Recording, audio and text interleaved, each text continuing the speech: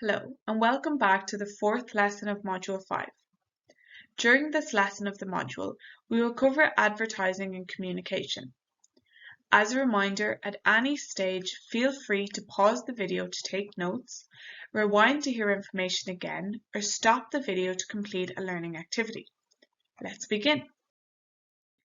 In this module, we will cover 3 topics, each of which have been designed to introduce marketing and start you on the path to being a social entrepreneur. The topics are communication with the target market, the sales funnel, and how to develop an advertising strategy. The first topic of this lesson covers how to communicate with your target market. From the point of view of communicating with your target market, there is a concept called the promotion mix or marketing mix, which consists of different activities, and you can choose one or more. The first of these is advertising. This is a paid activity, but it is non-personal. You could have an ad on the radio, for example, where you do not communicate directly with your customers. The customer simply hears the information you wish to provide, and you have no control over how many people hear you or what they recall or remember. The second is sales promotion. These are special steps you can take to encourage customers to buy more, like a buy two, get the third free promotion. The third is personal selling, when you or someone from your team goes and personally meets with the customer and tries to persuade the customer to buy your product. This often happens when you're selling to another company. Then there is a concept of public relations, which includes all the actions related to your company's image or reputation. This can consist of the development of content on social media, philanthropic activities, and more. The aim is to get people to associate your company with these things and to shape a certain perception of your image in their minds. And then there is direct or digital marketing. This is when you make contact directly with your customers and tell them about your product. This could be in the form of an email, which you use to communicate and try and persuade the customer to buy your product. When you work with retailers, there are 2 approaches to promotion that you can use. One is called a push strategy, when you talk directly with the retailers, show them your product, demonstrate its advantages, and so on. You basically try to persuade them to carry your product in their stores, supermarkets, or point of sale. In turn, they will then persuade their own customers to buy that product. A push strategy is usually carried out through personal selling.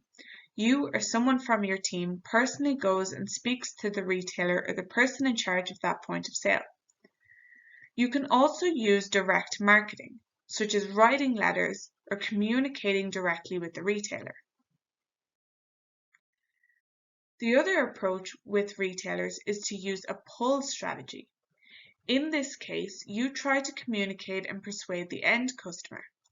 You demonstrate the advantages of your offer to them, and it is the end customer that then demands your product from the retailer that they prefer, e.g. the supermarket that they go to. They pull the retailer in your direction, and it is through them, the end customer, that the retailer finds you and tries to persuade you to display your products in their stores. In this case, the main tools are advertising. For example, mass public advertising for visibility, digital marketing, and so on. You should now start thinking about whether your product needs to be sold at other retail points of sale, and which of these options is best suited for your product, your budget, and your available resources. The second topic in this lesson is the sales funnel. What does this mean? This is a concept of the customer's journey that it undertakes. What path will the customer cover before they decide to buy your product? And there are several stages here that we need to understand. This is one of the simplest versions of the sales funnel. You can also find other versions online. The first stage is awareness. This is when the customer discovers your offer in the market. Think about how the customer is supposed to find you. Remember that customers have needs and wants, and they try to meet these needs and wants as they live their lives. As they do this, when and how can they find out that you exist and that you are also a viable option to meet this need or want? The second stage is called interest. The customer already knows you exist in the market, that your proposition exists. What does the customer think about you? How do they see you in comparison to other offers on the market? What do they think about before making a decision? And how can you as a company persuade them and make it easier for them to proceed to the next stage? The next stage is called decision. At this stage, the customer has already decided to buy from you. And that's great, congratulations. But can you use this stage to not just sell to the customer what they had originally planned to buy when they first came to you, or something more expensive, a better product? This is called upselling. Or could you sell them something else in addition to what they plan to buy? This is cross-selling. For example, I am planning my summer vacation and I see a standard room in your hotel or guest house. Given my interest and decision to become your customer, can you sell me a more expensive package that meets my needs and wants? I don't know if it exists, but you can tell me about it and persuade me to buy it. This is what you can do at the decision stage. The final stage is called loyalty. I have come and bought from you on one occasion. What can you do to make me a loyal customer so that I come back again and buy more, so that I refer a friend and recommend your business to others? The final topic in this lesson is on advertising strategy. Obviously, any advertising strategy must make your proposition visible to your target market. It must say the right thing at the right stage of the customer journey. When the customer is at the decision-making stage, it should try to upsell or cross-sell to the customer. Or if the customer is aware of your offering and is comparing it to others, it should persuade the customer to choose yours. That is the second important characteristic of a good advertising strategy. The third is that it should provide a return on investment. It should be financially efficient. Let's talk now about this third feature, which requires a little calculation. The first important thing to calculate is the customer acquisition cost. Let's try to understand that using some examples. Suppose you want to directly reach 100 customers by selling each of them a printed letter telling them about your proposition. Suppose one letter costs €1. And that means your total cost for one letter each to 100 people is €100. Suppose that 10 of those 100 people show interest, and 2 of them eventually made a purchase. You've ended up spending €100 to acquire 2 customers, making your customer acquisition cost equal to 50, €100 divided by 2. If the profit you make from sales to one customer on average is less than 50, then this is not a cost-efficient approach to marketing. We can also calculate the customer lifetime value, which will give us more of a complete picture. Let's continue with our example. Our customer acquisition cost is €50, and the profit from that customer was €20 when we only looked at one purchase.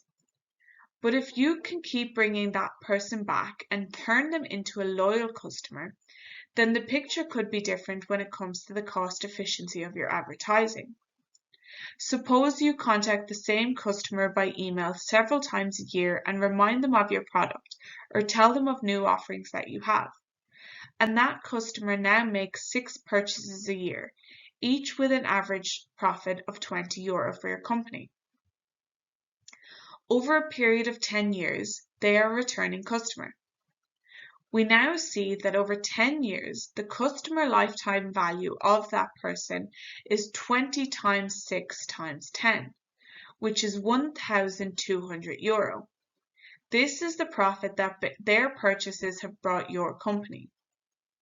If you've spent just €50 to acquire that customer and their customer lifetime value is €1,200, then your advertising is cost efficient. The exercise for this lesson is on calculating a possible customer acquisition cost. Think about a product or service that you want to promote. Consider 3 options for advertising. For example, this could be a paid social media advertising, direct mass emailing, printing brochures, or more. Calculate the costs associated with each of these for advertising your product. Think about how much people you can potentially reach with each of your options and make realistic assumptions of the number of reactions you can expect. On this basis, come to an assumed value of the customer acquisition cost of each of these options.